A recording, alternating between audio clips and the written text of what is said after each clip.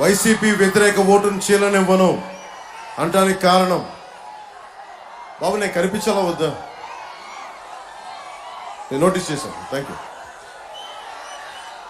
మన కోనసీమ పచ్చడి సీమ, కొబ్బరి సీమ ఇది. అలాంటి సీమని వైసీపీ ప్రభుత్వంలో గొడవలు పెట్టే సీమగా, కొట్లాట సీమగా, కలహాల సీమగా చేశారు. ఆ రోజున నేను బయటకు వచ్చి మన అమలాపురంలో గొడవలు పెట్టడానికి వైసీపీ ప్రభుత్వం చేస్తూ ఉంటే బయటకు వచ్చి ఒకటే చెప్పాను, కోనసీమని అమలాపురాన్ని చిచ్చు పెడితే సహించలేదు. అన్ని కులాలు బాగుండాలి, ఏ కులాల మధ్య విభేదాలు సృష్టించకూడదు. నిజమైన జై భీమ్ ఫాలోవర్గా చెప్తున్నాను, అంబేద్కర్ ఫాలోవర్గా చెప్తున్నాను, అన్ని కులాలు బాగుండాలి. అంతేగాని కుల రాజకీయాల కోసం, మనకి కులాలను వేరు చేసే రాజకీయం కోసం జనసేన కానీ, టీడీపీ కానీ, బీజేపీ కానీ లేదు. మేమందరం ఉన్నది కూడా లా అండ్ ఆర్డర్ బాగుండాలి. అమలాపురం యువతకి, యువకులకి ఉపాధి అవకాశాలు రావాలి. మన అమలాపురం, మన కోనసీమలో క్రాప్ హాలిడే అన్నది గత చరిత్ర అవ్వాలి. ఇలాంటి దృష్టితో మేము వచ్చాం. ఆ క్లాక్ టవర్ సాక్షిగా చెప్తా ఉన్నాం, రాబోతుంది మన జనసేన, టీడీపీ, మన భారతీయ జనతా పార్టీ ప్రభుత్వం, కూటమి ప్రభుత్వం వస్తుంది. మన నాయకులను అడిగారు, వాళ్ళందరూ జనసేన నుంచి వదిలి వెళ్ళిపోయిన నాయకులకి క్లాక్ టవర్ సెంటర్ నుంచి ఒకటే చెప్తున్నాను, నేను నాయకుల్ని ఎవరిని వదులుకోను, జనసేన నాయకుల్ని గుండెల్లో పెట్టుకుంటాను. కానీ నన్ను కాదనుకొని వెళ్ళిపోతే నేనేం చేయలేను.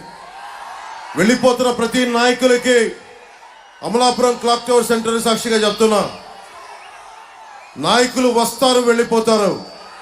జనసేన జన సైనికులు, వీర మహిళలు, జనసేన మద్దతుదారులు రాష్ట్ర క్షేమం కోసం, ప్రజాక్షేమం కోసం నిలబడేవాళ్ళు.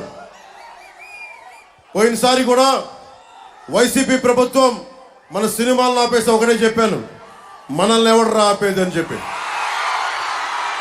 మన కూటమి ప్రభుత్వం రాకుండా ఈరోజు అడుగుతున్నా, మనల్ని ఎవడు ఆపేది? మన కూటమి ప్రభుత్వాన్ని రాకుండా ఎవడ్రా మనల్ని ఆపేది? జెండాల కింద దించండి.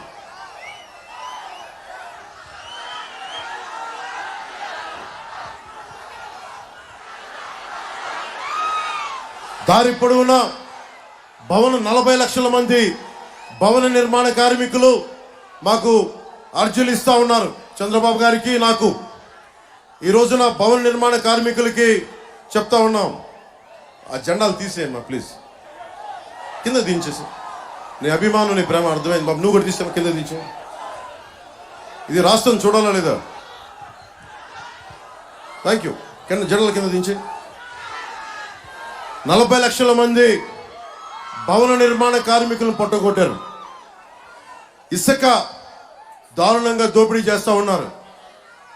మనకి జేపీ వెంచర్స్ అని చెప్పి మిథున్ రెడ్డి గారు, పెద్దిరెడ్డి గారు, సజ్జల రామకృష్ణారెడ్డి గారు, వీళ్ళందరూ ఒక బుంటాగా ఏర్పడి మన ఇసుక రీచుల్ని, గోదావరి నది తీరంలో ఇసుకల్ని దోపిడీ చేసి అమ్మేసుకుంటా ఉండి 40 లక్షల మంది భవన నిర్మాణ కార్మికుల్ని రోడ్డు మీద వదిలేశారు. ఈ రోజున క్లాక్ టవర్ సెంటర్ సాక్షిగా చెప్తున్నాను, భవన నిర్మాణ కార్మికుల్ని మా కూటమి ప్రభుత్వం ఆదుకుంటుంది.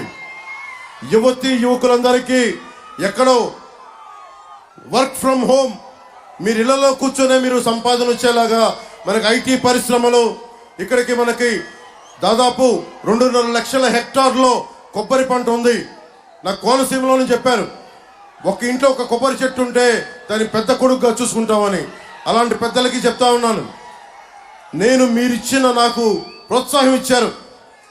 నేను మీ మాటగా చెప్తున్నాను, రైతాంగానికి, కౌలు రైతులకు కానీ, అమలాపురం కోనసీమ రైతాంగానికి కానీ మీకు గిట్టుబాటు ధర వచ్చేలాగా, మీకు కనీస మద్దతు ధర వచ్చేలాగా భవిష్యత్తులో ఇంకెప్పుడు మీకు భవిష్యత్తులో ఎప్పుడు కూడా మీరు క్రాప్ హాలిడే ప్రకటించని పరిస్థితుల్లో ప్రభుత్వాలు నడుపుతామని తెలియజేసుకుంటా ఉన్నాను. అలాగే బాలయోగి గారి కోరిక కూడా, కోనసీమలోనే ప్రతి ఒక్క ప్రజల కోరిక కూడా, ప్రతి ఒక్కరి కోరిక కూడా కోనసీమలో రైలు కూత వినిపించాలి, మనకి రైళ్లు తిరగాలి అని.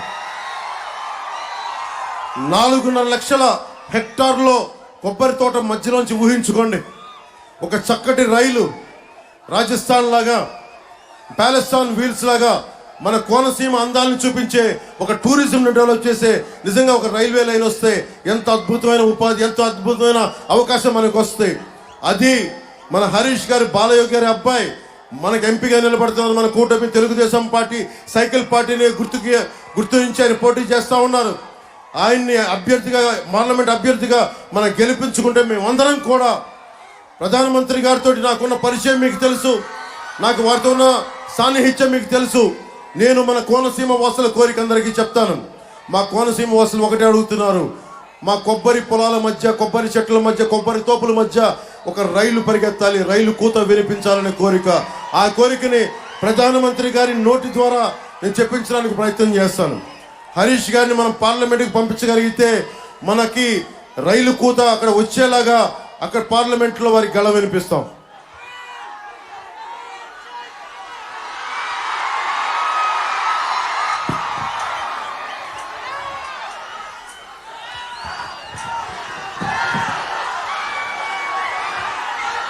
ఈసీ జగన్మోహన్ గారిని తిరుగుతూ ఉంటే ఈసీకి నాకు ఎలక్షన్ కమిషన్ నోటీసులు ఇచ్చారని చెప్పారు.